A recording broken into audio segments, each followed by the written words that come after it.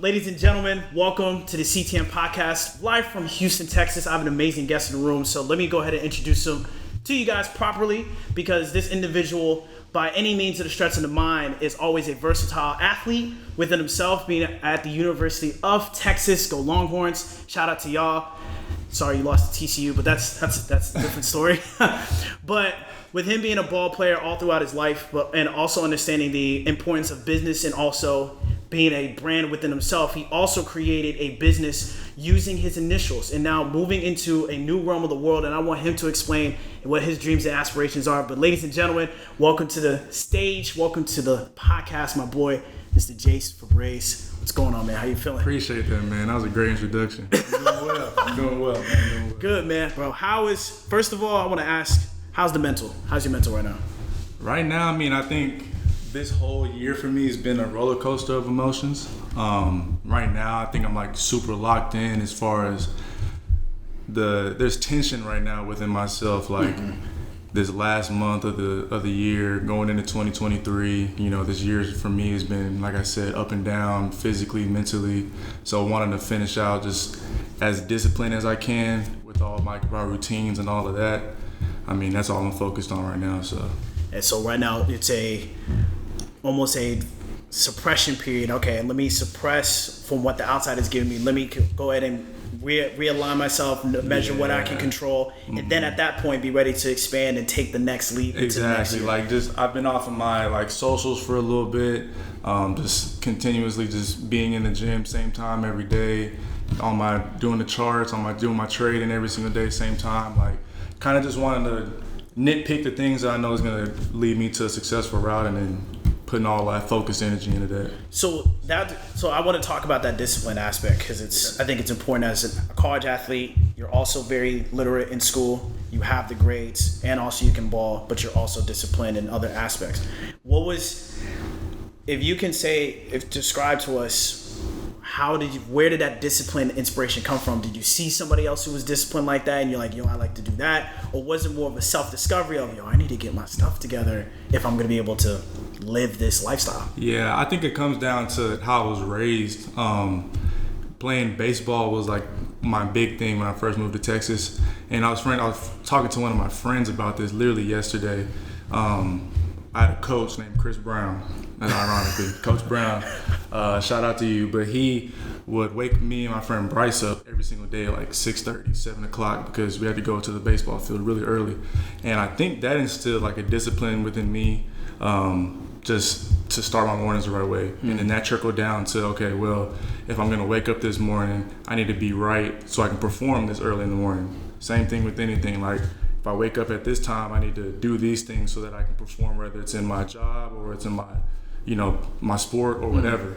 So I think growing up with people around me that instilled that discipline into me at a very young age is what trickled down to now me living that type of lifestyle. So at this age of being 23. Yeah, really young still. Being really young, yeah. So, and we're starting to see a generation of kids from the ages, I would say, let's just say freshmen in high school to now. They've pretty much figured out who they are. They're starting to get a routine together. Middle school, you're still kind of developing, but I think in high school, you're now finding your personality. I'm starting to see a lot of kids in high school now, very big social media presences, but their scheduling is really disciplined and really keen. But also, these kids are not as blessed as you and I with community and with family like that. So I've always told people, you don't always have to follow somebody in your family to be inspired from. Mm-hmm. Sometimes your inspiration is not going to be from your own household. You can love your household because that's where you rest your head at night. But you can always find partners and relationships outside of that. Like you said, Coach Brown to you was almost a mentor. Yeah. Your parents also instilled different beliefs in you as well. Yeah, but Coach Brown helped you with this aspect of your life. And I think right now people are afraid to expand outside of their own roots when it comes to inspiration. It's like, I'm going to diss my family if I'm not going to listen to as much. No, but your family gives you root core values. But if you're trying to find those branches and those leaves, don't be afraid to go out and network. And I think what happened with the pandemic, everybody got in their shells. Yeah. And everybody got on their phones, and they're now only relying on online interaction. And so conversations like this, or what Mr. Brown did to you and challenged you, is starting to dwindle from that. And I would ask for, what would you say for younger athletes that are in high school that are playing maybe dual sported with baseball? And I did marching band. Yes, marching band is a sport. It is a sport. Don't play with me. Anyway, but I did track and marching band. Yeah. So what would you give younger athletes coming up, getting into college, maybe their top draft picks, their top prospects in ESPN? Mm-hmm. What would you say is your advice to them right now? Hey, this is some things that I did when I was younger that got me disciplined to now be able to play college ball. I mean, for the most part, when it comes to kids in high school trying to get to the next level, I'd say, one, like, your grades matter, of course. I know it's like cliche, like, that helped me. I was able to go to any school I wanted to go to just because my grades were, and I mean, in high school, it's nothing compared to college. So, like, I'd say, one, like, lock in on that, get it done, do your work, of course. Eliminate distractions is a big thing. Me growing up, social media was not as big, like, as it is now, and that's just 5 years of difference, you know what I'm saying? That's crazy.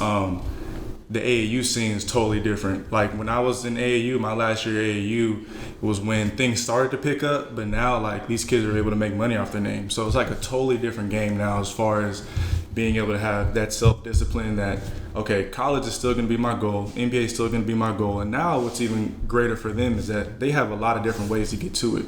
Through the G League, now, kids are able to, be pros right out of high school, right? Things like that. Internationally, and I think it's gonna switch back pretty soon, like for the league. So it's a whole different ballgame now. But I think it comes down to just making sure that you understand your goal, like completely meditate on it. And this is what I want to do. Envision that version of yourself that is already at that level. Sit and think, okay, what is he doing when he wakes up? What is he doing before he goes to sleep? How is he working out? How is he thinking when challenges arise?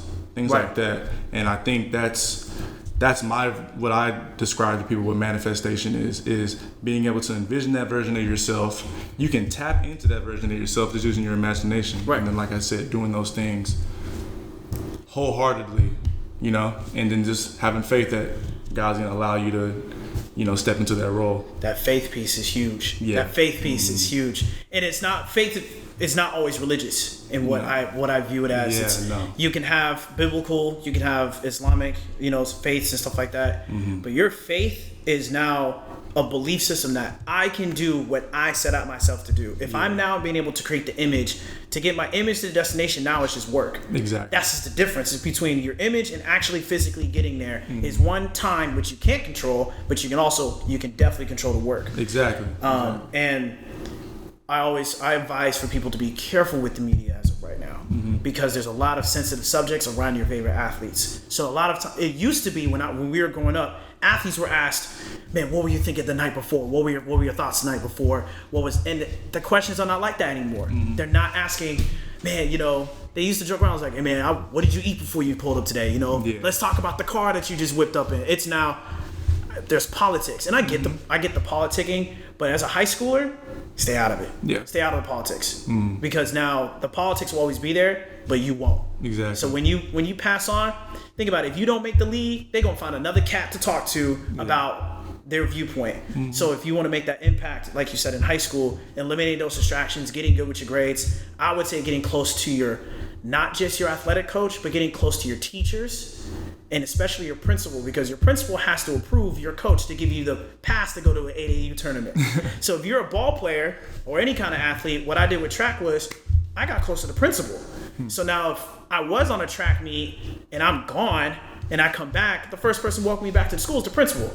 Then when it was time for me to get to college, when I got accepted to Clemson, my principal wrote me the letter, that recommendation letter. And my coach did too, but a Clemson track coach might look at, oh, okay, the head coach wrote him. Of course he's good too. I think you're really alluding just to relationships, making sure that your relationships are stable with anybody that you come in interaction with. I think that's something that people taught me at a really young age. Anybody that you come in interaction with, they may never forget that first impression of you. Yeah. Like you said, if it's your principal, if it's your teacher, if it's the janitor, these NBA teams will call your equipment manager. That's what they're calling first. How does he treat you? You know what I'm saying? Wow. People that, like your principal, of course, is like head honcho. Their principal could be an analogy for your head coach. Right. They're not calling your head coach first. They're calling the guy that doesn't matter, that you don't put on the pedestal, because how are you going to be treating him? You know what I'm saying? That's what it comes down to. Like, of course, whenever the boss walks in the room, you're gonna sit up straight. But when a regular Joe comes in, are you gonna have that same respect for him? Or are you gonna have that same respect for yourself, that you're gonna treat others exactly how you would expect someone to treat you?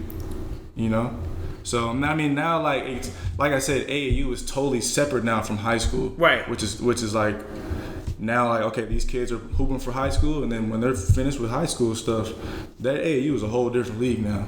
Like they have their own little group or whatever, you know what I'm saying? But like I said, I don't know who they're calling now, like these college coaches, but they were talking to not just my teachers, not just my coach. They're talking to a whole bunch of different people. Like Coach Shaka, when he was at Texas, when he came to watch me in high school, he was talking to one of the janitors. That's crazy. Yeah, like it gets deep like that. But I mean, if you're a respectable person, you don't gotta worry about any of that. Yeah, it's almost like your image. You can always put yourself at a high pedestal, but how somebody else view you gives them a whole different perspective. That it's almost like your blind side. Exactly. Those people who you don't know who's watching over you. So, man, I love that. So discipline, relationships for high school. Yeah. Now college, you got a lot of stuff that happens. Like, we can be transparent. You got the women, you got the courses, you have Greek life. So now college becomes its own little world. When I stepped into college, of course I was in band, so I didn't get to experience a lot of college, but I'm grateful for that because I came in disciplined already out the gate, so my grades never slipped. Yeah. For a college now, since you're now in college, you're in your final phase, freshman year, what was the biggest difference that hit you from high school to freshman year? Like, if you can name one thing that completely opened your eyes and shifted your whole perspective. My time and my freedom. Freedom, meaning like you freedom to do what you wanted to, or now? Yeah, when you're in college, you're on your own. Like, when your parents drop you off, you get to go do whatever you want. You get to make your choices. Now, of course, like being an athlete, your time is restricted because you have to be here. But you still have a lot more time than you did whenever you were in high school. Oh yeah. So making the right decisions, of course. I mean, experience college. Like, don't go in there as a hermit because, like I said, building relationships. The relationships that I built in college, like, they're set for life. Yeah. The guys that I'm close with in college, like, those are guys that they're gonna be at my wedding. They're gonna be my best men. So I don't say, like, I just tell people to focus energy is a really big term that I like to use. Focus energy. Yeah. Focus energy is just taking that specific task that you have and putting your whole heart into it. But you can't if you're worrying about the girls, if you're worrying about what time this party is. But we're human, so I'm not going to sit here and say I didn't do it. Like, right. I did do it, but you learn that way. And I think why life is so funny is that you're going to have podcasts like this, not just from us, but from a whole bunch of other people too, giving you this same game, giving you these same hints, and it's just up to you to listen.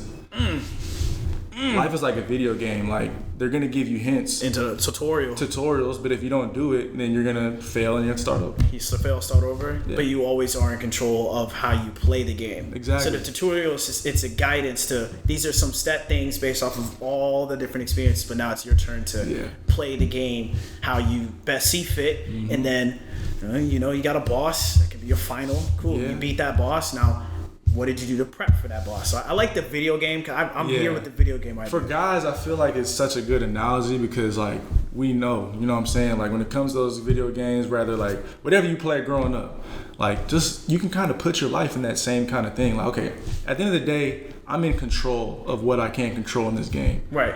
But there's always going to be those outside factors, like random things trying to kill me in the game or whatever. Like, they could not... Literally, it could be literally in real life. It could be literally, but, right? You know what I'm saying? Kill me could be, okay, this girl taking up all my time instead of me being where I need to be in the gym or like putting that energy into getting better, Little things like that. I mean, I know it's all guys. It's not all guys. Or we can put it into a way of schoolwork. Yeah. Now you got to balance schoolwork. You're not going to the same teacher every day. Yeah. Like you did in high school. You're going to maybe this teacher only twice a week. And now the relationship building with that teacher is a little bit different. You utilize office hours. So I like that analogy, man. Yeah. The video games. I'm gonna use that. Video games. Look at your experience as a video game and understand what you can control. Because video games will teach you what you can control and what you can't. Or NPCs as people do. Yeah, exactly. Yeah, exactly. Okay, so let's keep it in the college. You're balling, you got injured. Yeah. It reminded me of the injury. So I basically hyperextended my leg, and my shin bone and then my thigh, they came together, and I had a microfracture. So basically under my kneecap is where like a piece of my bone was chipped. Yeah. And it won't be the big injuries sometimes. It'd be the tiniest ones. Yeah, okay. I mean, it was a pretty serious injury. Like anytime you have to get microfracture surgery, it's pretty pretty serious. But for the area that was, it was a pretty small piece of cartilage that got chipped off. And how long were you out? 9 months. 9 months. Yeah. Okay. I wanna ask a question about that 9 months. Yeah. In those 9 months, of course you're rehabbing, you couldn't play the game. Did your mindset shift of time now, because you're not doing the same workouts as you were, you're not lifting as heavy? Did your mindset switch and go, okay, I need to start figuring out some other things to keep me occupied at this period of time? Or were you still balling, heal as fast as I can? Like, was there any switch in your mindset when you was injured versus beforehand? When I got hurt is when it clicked. It was like, okay, like you may not be hooping forever. Like it could be taken away from you at any time. That's when I got into trading. Okay. So that's when I stepped into that realm, and that kind of kept me occupied. But I mean, of course, like I'm still at school. I still had two more years to go. Yeah. So hitting rehab hard, but also understanding, okay, like if I can't hoop, I got to be able to do something else. So finding a skill. Yeah. So I always love when people I think athletes can take advantage of that reality. That it's not going to be guaranteed. You can be a ball. Yeah. Ball as hard as you can, because you know that you want that to be what my dad liked to say. Your main squeeze is basketball, but always that side piece. Have a side piece. So I love when ball players are starting to see NIL deals. Couple of them been content creators. I know Destroying was a very popular example of you're really good at football, but then he had to decide, was it YouTube or football? Now I don't want anybody to be ever in that position of two things that are. Football wasn't generating him money at the time. Yeah. But YouTube was. That kept him playing. So I think right now but now with the whole deal that you can do something along those lines, or you can explain to me NILs a little bit better. Do you believe that all college athletes right now should start thinking about not a side piece, but developing skills that when the love of their game is done, that they have some skills set up for them for the next few years after? Yeah, I think just finding free time whenever you're not within the sport, and that's really hard playing college basketball. Like it's a year-round sport basically for us. I mean, we get a month off around in May, if that, like 3 weeks max, and then you're getting like a couple of days off for Christmas. You don't get off spring because the goal is to play, in March. So that's spring break. You don't get a spring break. Yeah, March Madness. Yeah, so we're here like the whole time. So I can't speak for other sports, but for basketball, I know a lot of our time is spent in the gym, and it's hard to go experience other things and do other things because, like I said, our focus energy is going into basketball. When we're off the court, dudes don't want to do anything because you're dead tired. That's fair. That's fair. All the energy you have is to just eat and hang out with the guys, really, because you're not really trying to go out and do this and that. But there are things you can do, to start finding interests. And like for me, being out in nature is like my thing as far as like being able to calm the mind, be still. And that's when ideals arise, when you're like in stillness, or for me personally. So I was blessed to be in Austin, where the landscape is really nice. So I'd go out to this one place called Mount Bunnell, just sit off the cliff, and I'm just reading, and boom, different ideas come in. And we're in a digital age now, to where now kids can make money off of, like I said, their name, off of trading, off of whatever they want to do. NIL's a great opportunity for that. So if you could find time doing something that you enjoy, I feel like ideas will come to you. But like I said, speaking of me personally, it was just hard to like dive into different things if you're at like a Power 5 conference, because your coaches wants all this time for you to be hooping, and then after that you're like, okay, well, I need to sleep, I need to rest, I need to recover. It's a lot of stuff. So if you do get some time, like around winter break is when they get the most time to kind of just hang out because school isn't in session. That's when you can kind of jump into those different avenues. Start dapping into those ideas. I know, remember when I did drum corps, so I traveled I traveled the country on a bus, was performing in different cities all across the country.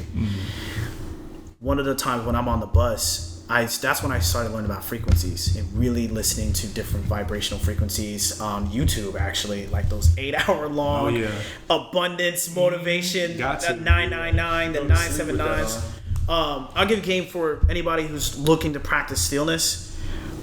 Two frequencies you can look at is 528 is very, very, it's a whole body healing. I'm trying to give you the right expression. 528 was one really good. 432 was great because 440 is the tuning frequency. That's for music. But but 432 is the one for healing. So 528, 432 those are great. Yeah. So if you are an athlete or you're somebody who has a constantly busy schedule, if you're in the car, don't listen to these frequencies because they'll make you calm down. Wait till you get home. Maybe listen to while you're cooking dinner, while you're unwinding from a hard sport. Yeah. Just play those frequencies. Don't play more music to stimulate the brain. Calm the brain down, and I think that will help with resting, recovery, mental fatigue. That night routine is super important. Like, just calming that body down, getting off your phone. Try to get off your phone like 45 to an hour before you go to sleep. Like, you'll see a really big difference in your sleep quality. Like I said, I used to play those YouTube videos with those hertz just through the night, and I just feel crazy when I woke up. Not listening. He said don't listen to them like driving, but if you could find like lo-fi beats, like I do that. Like, they have different radio things on Apple Music. There's a lo-fi girl. Yeah, There's a lo-fi girl. She's always live. She's live 24/7. Lo-fi girl. It's just smooth stuff. I wake up and I'll go to sleep listening to that. And it just, like I said, it just puts me in. It just puts you in that alignment. That's it. I don't listen to any. I watched another podcast actually with 19 Keys. No hip hop before noon. None. Yeah. No hip hop with no heavy beats, no heavy metal. Now, if you're going to the gym at 7 a.m, that's different because now you're using the music as a way for you to give energy into the lift to be stronger. But if you're just moving about your day before that 8 a.m. class, don't listen to hip hop. Yeah. Keep it nice and easy. Head into that 8 a.m. Yep. Then give you that 12 o'clock and give you time to wake up. I want to speak on with you now. So we've gone through high school. We've given the rules for high school going up. Then we have college, time management, working on dieting and eating and sleeping. I want to get into more of that now. You've dabbled into the entrepreneurship side. Like you said, trading. You also have your own brand. Speak on your brand. Like, was that one of those days where you were super still and you're in that idea of like, I want to create a brand? was that on the cliff in the holding the book moment, or was that something that you saw somebody you're like, I think that's smart? It was when the NIL finally got like pushed out. Before that actually was released, UT was having a lot of us like go through like branding classes and stuff because they knew the opportunity was going to present itself. So creating your brand was like a big thing for them, helping us, do before NIL actually got released. So, whenever it finally came out, I was like, you know what, I'm just going to sell like merchandise, just try to make some extra bucks here and there. So I created my LLC, did all that stuff. And, at the time, I didn't understand like, okay, this is going to be a lot more work than I actually than I actually know. But getting the actual LLC and all that stuff set up wasn't bad at all. But now after last year, we were able to get good amount of like different deals coming in, and now I'm able to write certain things off of my taxes because it was going through that LLC, through my PayPal and different things like that. But originally, I wanted to just create JCF because I wanted that to be my LLC. I wanted my initials for that to be my name, have that out. And I was going to just whatever business ventures that came into my mind in the future, I just wanted to use that as my label. But, honestly, for the past couple months, it's been off of my mind because, like I said, I'm just worrying about hooping and I'm putting that in, like my energy into that. But I know, it's on the back burner that I have this LLC. It's going to be in my name. I'm going to continue to, pay for that. Whenever the time comes, be able to use it. I think it'd be a crazy idea if every college athlete as a freshman, as a requirement for the team or whatever initiation or what people like to call it. Hey man, you want to be on this basketball team? You need an LLC. That'd be good for everyone to start up. Because just freshman year, you came into college. Oh, it's great. Nope, day one, get an LLC. You don't have to, because we've learned that you don't even have to touch it. You can just pay the little to keep it exactly registered to keep it registered, but you might not have to do any kind of monetization on it. But now, let's say 4 years down the road, you've been balling real hard, and no offers, no league, no international. You're like, dang, I don't know now what's next. Well, you had that LLC. You now have technically 4 years you've been having this business in your name. Okay, you got 4 years of business. Now you can come out of college, get that funding. Yeah. Now you're not getting just 10K of funding. You might be getting $100K. Yeah, a lot. Right out of college, $100,000 to now put you in. You can get a home, a car, a job, a suit you might need to now, and it's all for your business technically because you've had it for 4 years. So that could be a crazy idea. Yeah, at least for kids to just learn it, when they get into college, at least have different classes that are teaching them the ins and outs of it. If they're an athlete and they have to, like you said, if they want to get this LLC or not.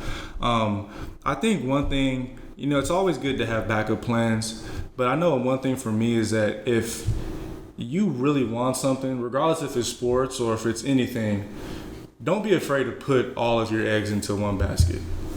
Don't be afraid of it. A lot of people times will be like, don't put your eggs in one basket. Yeah, they say not to, but just get another basket.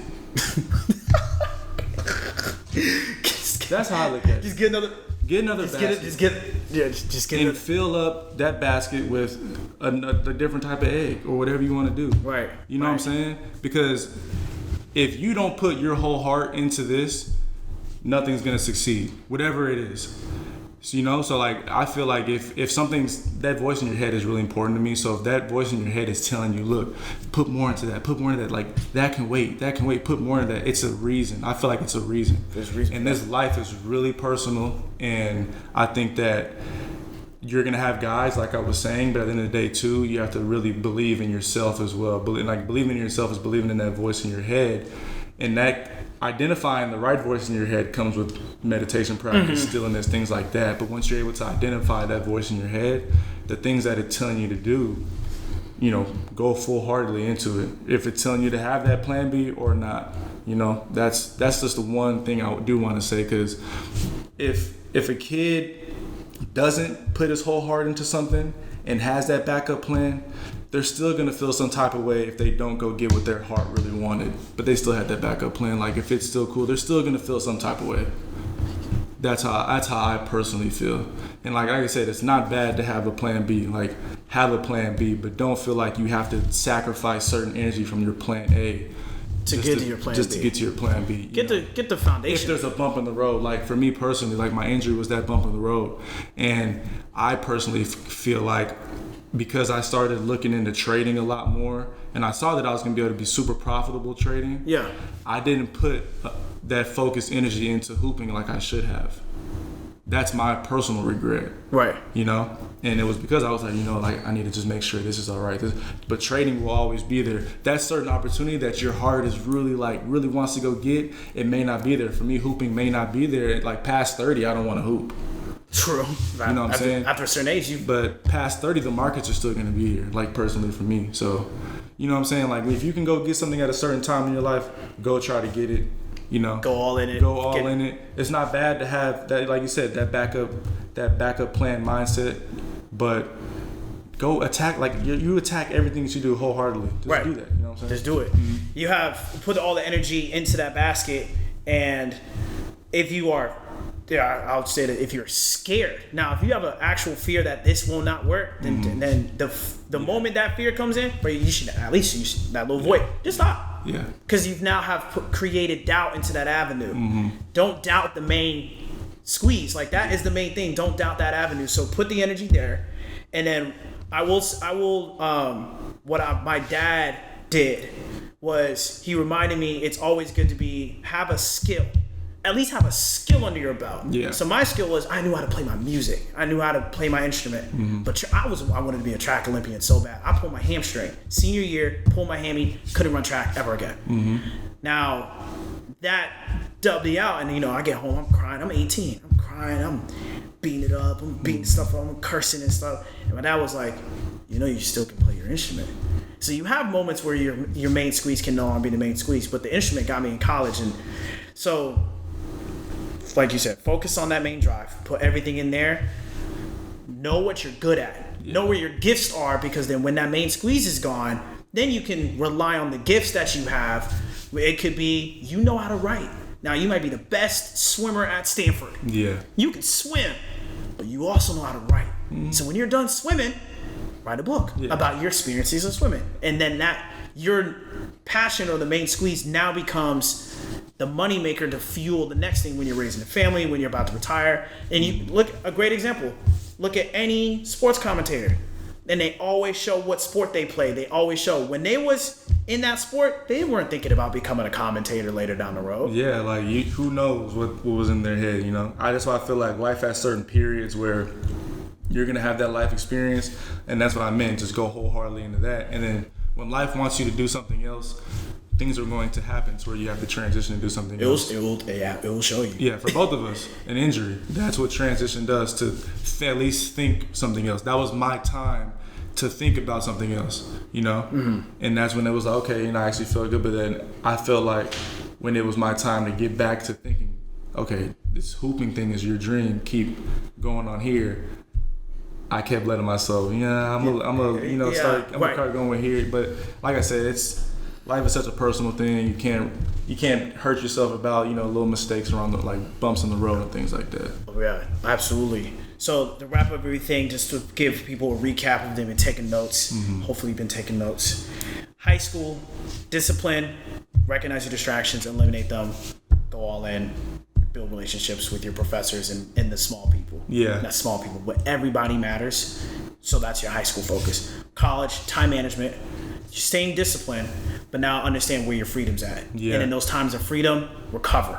If you're an athlete specifically, recover. What we advise is frequencies before you go to bed, when you wake up, 45 minutes to an hour. Don't listen to rap music before noon, just to keep the mind and the brain active at that time. But still, once again, build relationships with the janitors, build relationships with the teachers, the respect there. Now, post-college, I'm out of post-college. I graduated in 2019. And you're getting out of college. You're about to get out of college. That next piece is now, what have you learned in those periods? Maintain those relationships, and now really sharpening your knife. But to end this off, where you're at right now and what you got going on, what is a piece of advice that you can give to everybody that you've learned in your years? And for those who are older, younger, what would be your stick that you want everybody to remember you about?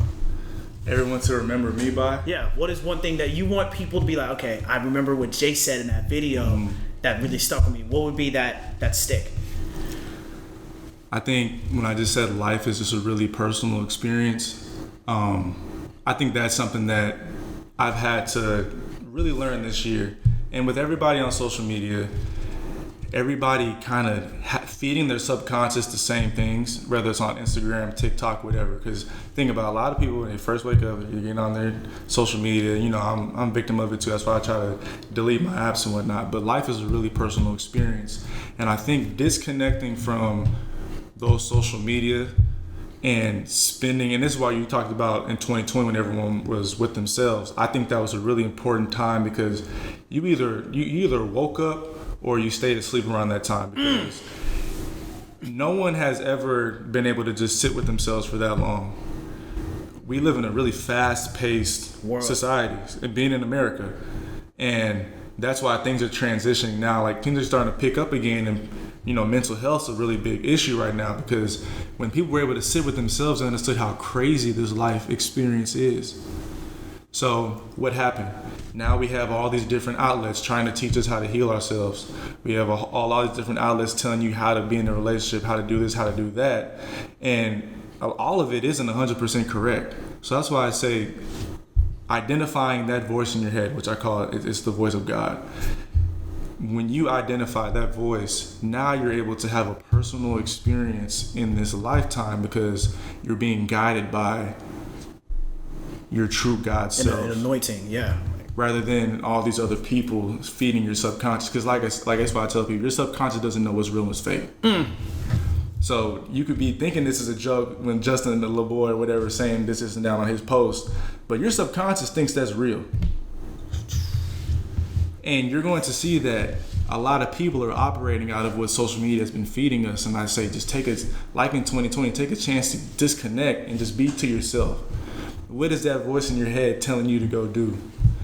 And that's all I like to tell people. Like, give that a chance, and you'll just see how your life will just kind of start shifting directions. Man, life is a personal experience. I'm gonna write that down. I'm gonna take notes of that. I'm gonna have to get that tight. That's clear. Life is a really personal experience, and I just feel like you are supposed to, pick and grab, different things from different people. Hopefully, some people pick and grab hints and tricks that we said on this podcast. But I would tell people, don't sit here and write a blueprint off of everything that I've done, because your life is its own blueprint.